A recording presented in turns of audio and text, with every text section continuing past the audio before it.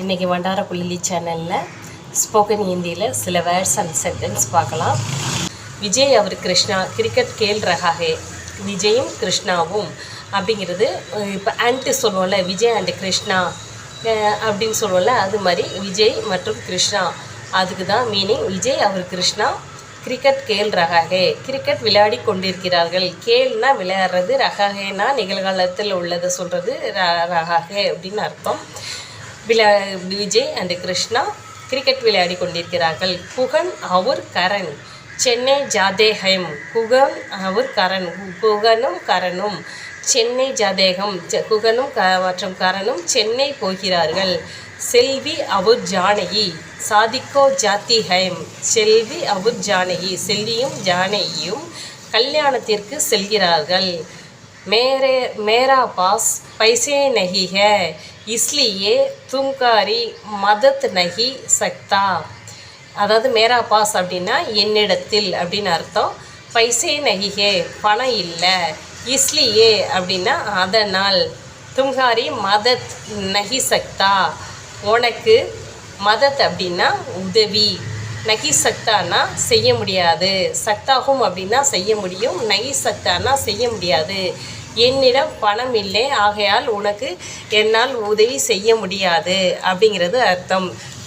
துமே புக்கார் ஹே இஸ்லியே விச்ராம் கரோ.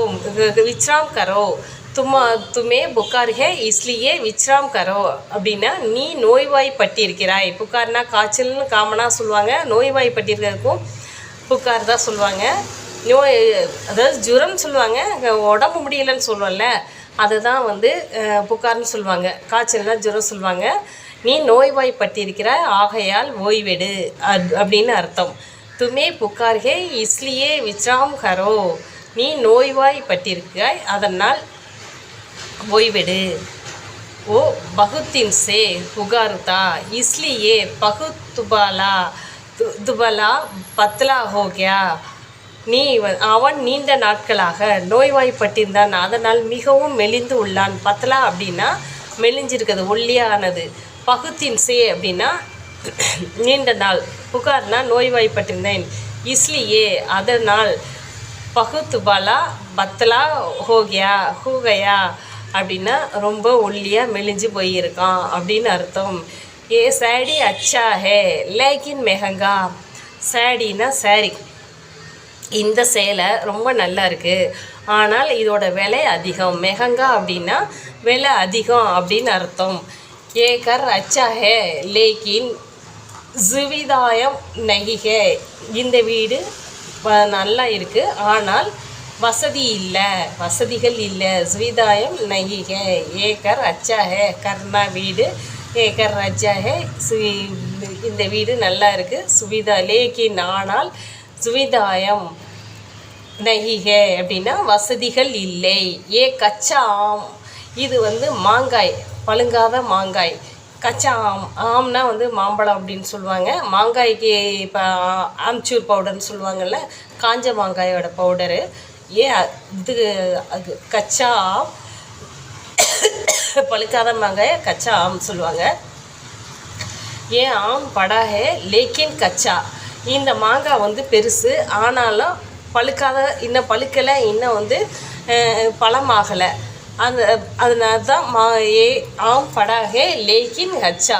விஜய் अपने दोस्त विमल के साथ मंदिर का जा रहा है. விஜய் अपने दोस्त, விஜய் அவனுடைய, अपने दोस्त அவனுடைய, தோஸ்த் விமல் கே சாத் அப்படின்னா உடன் அர்த்தம். விமலுடன், அவனுடைய தோஸ்து விமலுடன் கோவிலுக்கு சென்றான். அதாவது விஜய் அவனுடைய நண்பன் விமலுடன் கோயிலுக்கு சென்றான். அதான் மந்திர்கே ஜா ரஹா ஹே, மந்திர்கா ஜா ரஹா. நம்ம கோவிலுக்கு கூ சொல்கிற இடத்துல நம்ம கா சேர்த்துக்கணும். ஜா ரஹா ஹே அப்படின்னா போய்கிட்டு இருக்கான், அதாவது இப்போ போகிறான் அப்படிங்கிறத நிகழ்காலத்தில் சொல்லும்போது ரஹா ஹே அப்படிங்கிறது சேர்க்கணும்.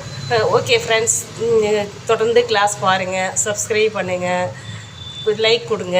ஏதாவது புரியலை அப்படின்னா கேளுங்க. நான் சொல்கிறது நிதானமாக தான் சொல்கிறேன் ஓரளவு.